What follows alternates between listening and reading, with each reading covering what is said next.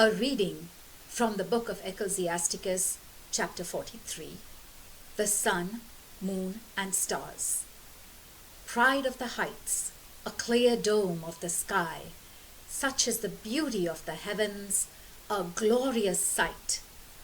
The sun, as he emerges, proclaims at his rising, how wonderful a thing, the work of the Most High. At his zenith, he parches the ground. Who can withstand his blaze? Someone tending the furnace works in burning heat. The sun burns the mountains 3 times as much, breathing out blasts of fire. Flashing his rays, he dazzles the eyes. Great is the Lord who created him, and whose word speeds him on his course.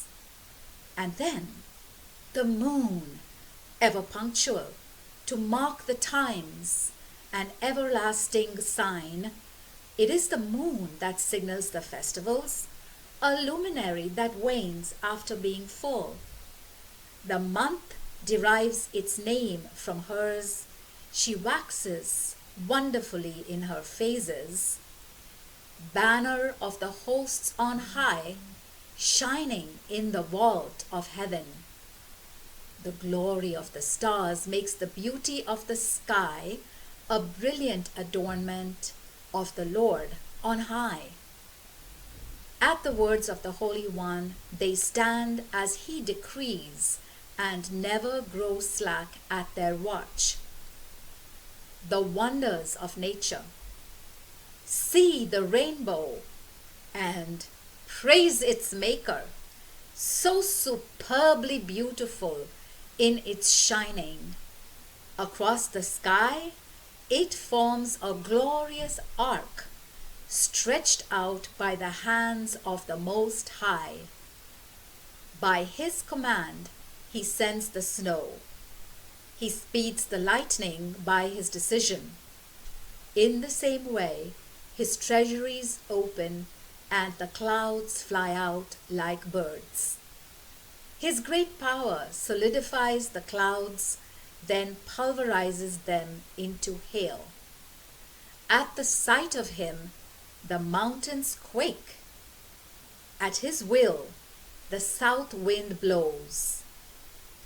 The roar of his thunder puts the world to shame. The squall from the north and the roar of the wind. He sprinkles snow like birds alighting. It descends like locusts settling. The eye marvels at the beauty of its whiteness, and the mind is amazed at its falling. Over the earth, like salt, he pours hoar frost, which, when it freezes, bristles like thorns.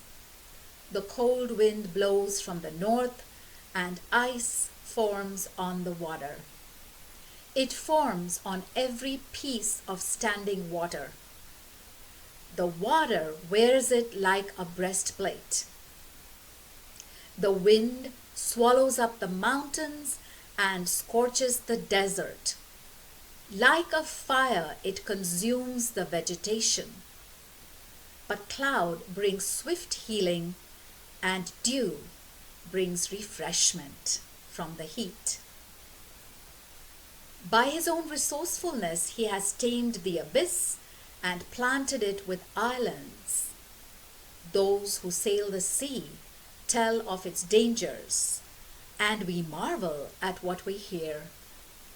For there are found strange and wonderful works, animals of every kind, and huge sea creatures. Thanks to him, his messenger reaches port. Everything works out according to his plan. We could say much more and still fall short. To sum it up, he is all. Where shall we find the strength to glorify him? since he is the great one above all his works. The awe-inspiring Lord, stupendously great and wonderful is his power. Exalt the Lord in your praises as high as you may, still he surpasses it. Exert all your strength when you exalt him. Do not grow tired. You will never reach the end. Who has ever seen him to describe him? Who can glorify him as he is? Many mysteries remain, even greater than these, for we have seen only a few of his works. For the Lord himself created all things and has given wisdom to those who are devout. The word of the Lord.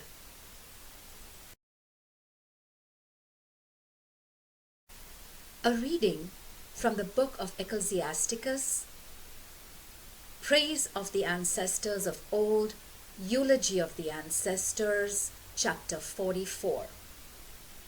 Now let us praise the illustrious of old, our ancestors in their generations.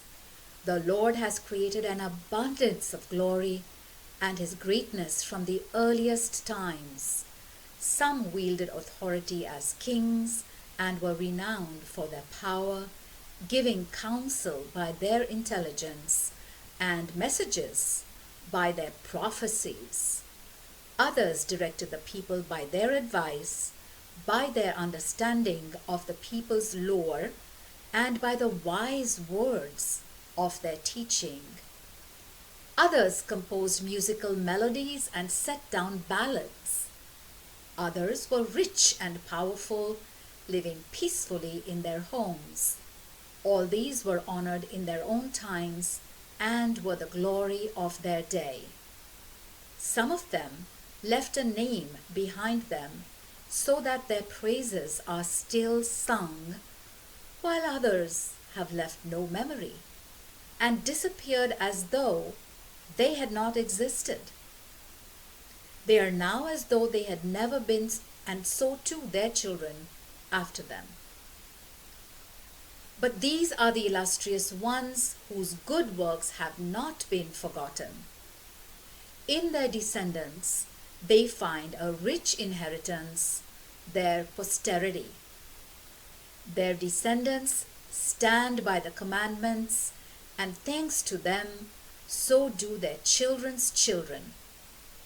Their offspring will last forever. Their glory will not be wiped out. Their bodies have been buried in peace, and their name lives on for all generations. The peoples will proclaim their wisdom. The assembly will celebrate their praises. Enoch.